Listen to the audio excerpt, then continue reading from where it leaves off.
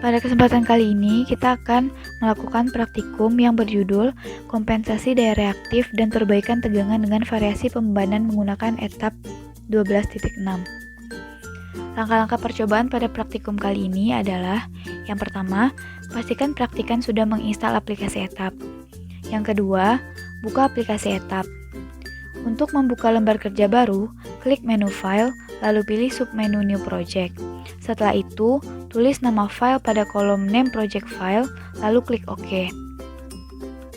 Yang ketiga, atur standar yang digunakan pada percobaan kali ini dengan memilih menu Project, pilih submenu Standar.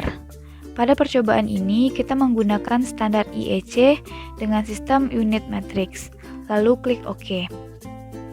Langkah selanjutnya, susun rangkaian seperti gambar yang ada pada modul.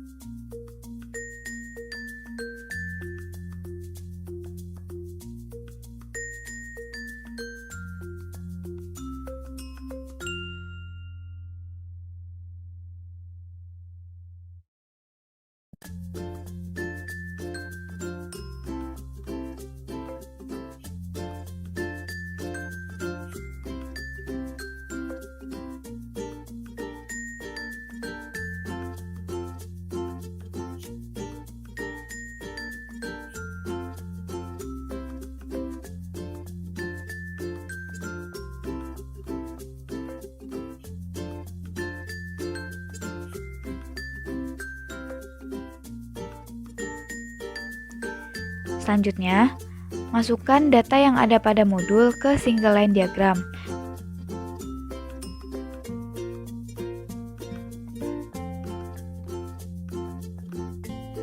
Dengan cara klik 2 kali pada komponen yang akan dimasukkan datanya. Lalu, kita dapat mengisi data yang dibutuhkan pada kolom yang tersedia.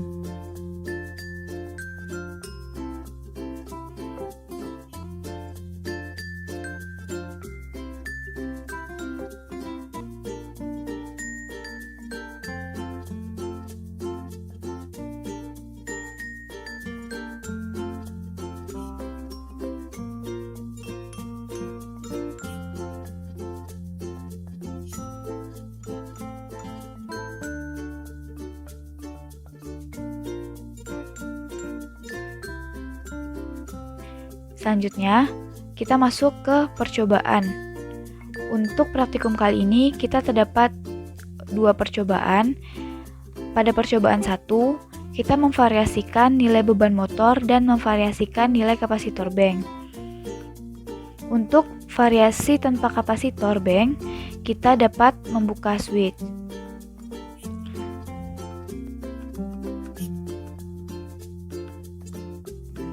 Setelah semua data dimasukkan, lalu jalankan load flow analysis dengan memilih menu load flow analysis di pojok kiri. Lalu, pilih menu run load flow pada tool bagian kanan. Setelah itu, centang menu unit show pada tool bagian kanan. Lalu, pilih menu display option dan pilih menu power factor. Setelah itu, untuk mengisi tabel yang telah disediakan pada modul, yaitu mencari nilai daya aktif, daya reaktif, dan power factor, dapat dilihat pada tool bagian kanan, yaitu pada simbol KW atau kvar. Di sana, kita dapat menentukan satuan apa yang akan kita ketahui nilainya. Dengan menahan simbol tersebut, lalu kita dapat memilih satuan mana yang akan kita ketahui nilainya. Untuk nilai arus dan nilai tegangan, kita juga melihat pada tool sebelah kanan dengan memilih simbol KV. Kita dapat menentukan satuan apa yang akan kita ketahui nilainya dari simbol tersebut.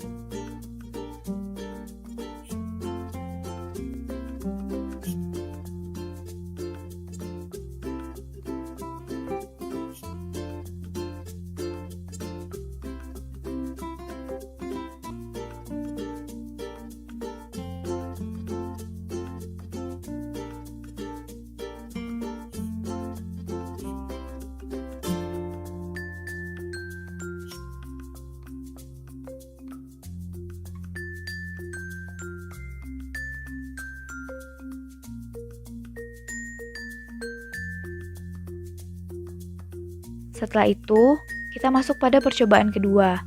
Pada percobaan kedua, yaitu percobaan tap changer. Kita masih menggunakan single line diagram yang sama pada percobaan 1 dan beban pada motor tetap divariasikan sebesar 150 kW,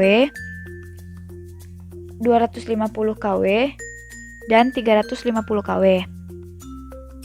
Untuk percobaan 2, susun rangkaian seperti yang ada pada modul dan masukkan data-data pada single line diagram. Setelah itu, klik alert, lalu catatlah keadaan tidak normal yang terjadi. Bus mana sajakah yang beroperasi pada tegangan tidak normal, kritikal, atau marginal? Setelah itu, kita akan melakukan setting pada tab changer, yaitu lakukan setting pada tab changer pada transformator 1 dengan setting 2,5% tab untuk kumparan sekunder. Lalu, kita catat kembali hasil running dan besaran arus listrik yang mengalir setelah diberi tab changer pada tabel 2.2.